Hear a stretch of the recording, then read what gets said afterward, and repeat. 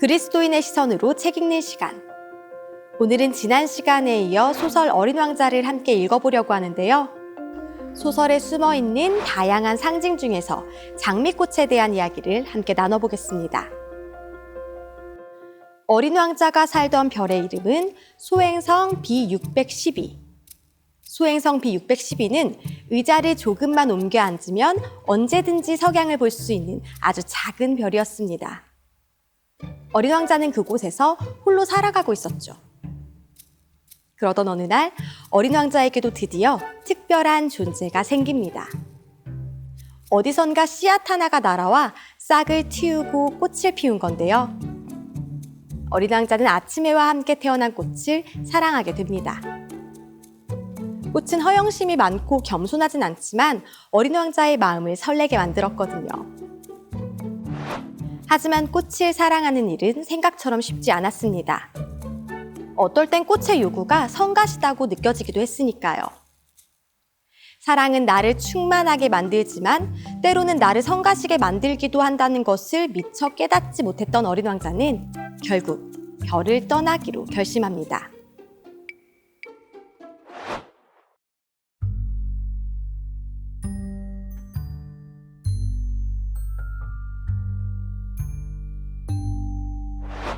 그렇게 꽃을 두고 별을 떠난 어린 왕자는 6개의 행성을 여행한 끝에 지구에 도착합니다. 그런데 하필이면 사람이 살지 않는 사막에 도착한 어린 왕자. 문득 외로워진 어린 왕자는 사람을 찾아 걷기 시작합니다. 그렇게 한참을 헤매던 중에 우연히 수천 송이의 꽃이 피어있는 정원을 발견하게 되죠. 그런데 이게 어떻게 된 일일까요? 정원에 피어있는 꽃들은 어린 왕자가 별에 두고 온 이 세상에 단 하나뿐이라고 믿고 있던 자신의 특별한 꽃과 너무나도 닮아 있었습니다.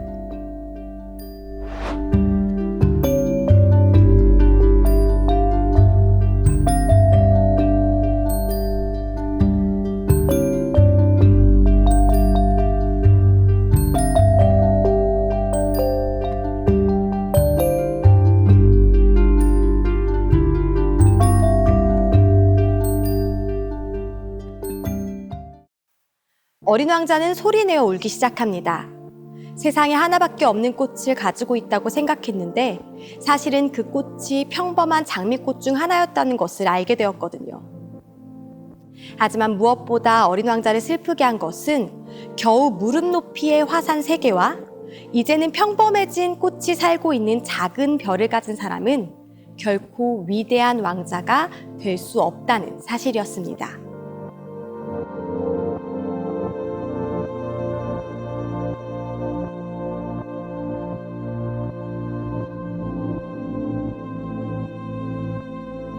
많은 사람이 살면서 한 번쯤은 인생의 주인공이 되길 소망합니다. 어린 왕자의 말을 빌리자면 위대한 왕자가 되고 싶은 거죠. 하지만 위대한 왕자가 되는 길은 쉽지 않습니다. 우리가 가진 것이라곤 작은 화산 3개가 전부니까요. 그래서 우리에겐 세상에 하나뿐인 나의 꽃이 필요합니다. 유일무이한 나만의 꽃이 있다면 우리는 얼마든지 특별한 존재가 될 수 있거든요.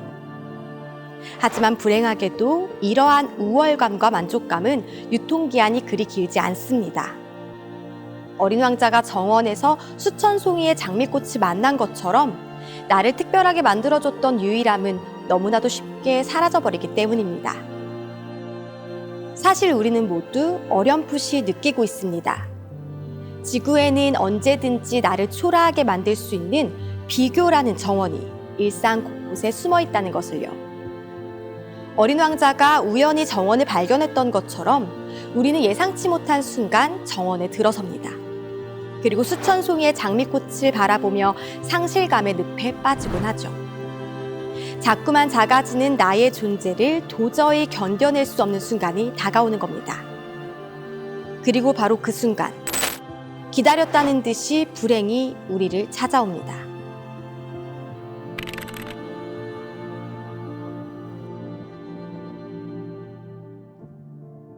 그렇다면 이제 우리는 어떻게 해야 할까요? 나의 존재가 너무나도 초라해서 불행함이 밀려올 때 어린 왕자처럼 소리내어 울기라도 해야 할까요? 작가는 이 질문에 대답이라도 하듯 울고 있는 어린 왕자 앞에 여우를 등장시킵니다. 여우는 슬픔에 빠진 어린 왕자에게 길들이는 법에 대해 가르쳐주죠. 여기서 여우가 말하는 길들이는 법은 관계를 맺는 법 또는 사랑하는 방법이라고 설명할 수 있습니다. 우리는 관계 맺음을 통해, 그러니까 나와 다른 존재를 사랑함으로써 의미를 생성하고 존재 가치를 확인하니까요. 이렇듯 관계 맺음은 서로가 서로를 특별하게 만들어줍니다. 그렇기 때문에 소행성 B612에 살고 있는 꽃은 정원의 꽃들과 달리 어린 왕자의 사랑과 보살핌을 받은 특별한 존재가 되는 거죠. 이것이 작가가 소설 어린 왕자를 통해 그려낸 관계, 사랑의 비밀입니다. 지구의 비교의 정원이 수천, 수만 개 존재한다 하더라도 우리가 진정한 관계를 형성할 수만 있다면, 타인을 진정으로 사랑할 수만 있다면 우리는 언제나 특별한 존재가 될 수 있다는 정말 낭만적인 메시지가 담긴 이야기인 거죠. 그런데요, 이 낭만적인 이야기가 어딘가 조금 아슬아슬하고 불안하게 느껴진다면 그것은 저의 괜한 기우일까요?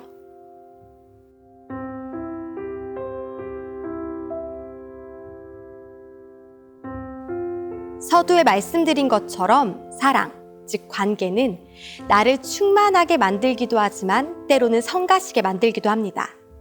그게 사랑의 본질이죠. 어쩌면 진정한 사랑은 이 성가심을 기쁨으로 치환할 수 있을 때 얻게 되는지도 모르겠습니다. 하지만 그건 정말 어려운 일입니다. 그래서 우리는 종종 사랑에 실패하곤 하죠. 어린 왕자가 꽃을 두고 별을 떠난 것처럼 말입니다. 물론 자신의 행동을 후회하며 별로 돌아가는 사람들도 있습니다. 관계를 다시 잇기 위해서죠. 하지만 많은 경우 관계의 단절을 경험하며 깊은 슬픔에 빠집니다. 이때 경험하는 슬픔은 나의 초라함을 깨닫고 느끼는 슬픔과 비교할 수 없이 커다란 고통을 안겨줍니다. 더 큰 상실감을 느끼게 되는 거죠. 그렇기 때문에 우리에게는 흔들리지 않는 관계, 절대 끊어지지 않는 사랑이 필요합니다.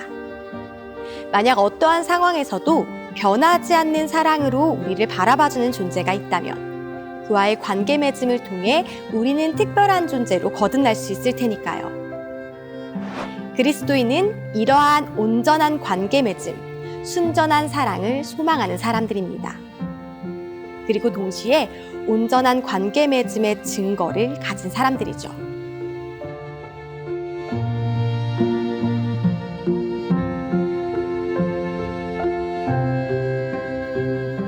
예수님은 말씀하십니다. 100마리의 양 중 1마리의 양이 길을 잃으면 반드시 그 양을 찾으러 가신다고요. 이 말씀은 단순히 예수님이 잃은 양 1마리의 목자가 되심을 선언하는 것이 아닙니다. 여기서 우리가 반드시 기억해야 하는 사실은 예수님은 99마리의 목자이신 동시에 잃은 양 1마리의 목자가 되실 수 있다는 사실입니다. 저는 이 말씀을 읽을 때마다 십자가의 보편성과 개별성에 대해 생각합니다. 왜냐하면 예수님께서 지신 십자가는 인류를 위한 십자가인 동시에 나를 위한, 나를 향한 나의 십자가이기 때문입니다.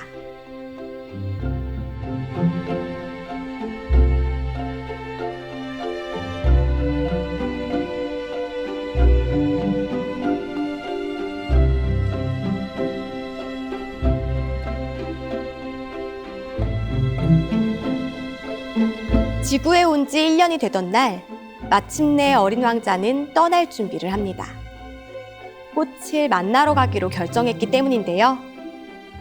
어린 왕자는 비행기 조종사에게 작별을 고하며 별로 돌아가는 방법이 죽음과 비슷하다고 설명합니다. 끊어진 사랑을 다시 잇기 위해서는 이전의 것을 버리고 다시 태어나야 하기 때문일까요? 아니면 그만큼 어려운 일이라는 것을 비유적으로 설명하고 있는 걸까요?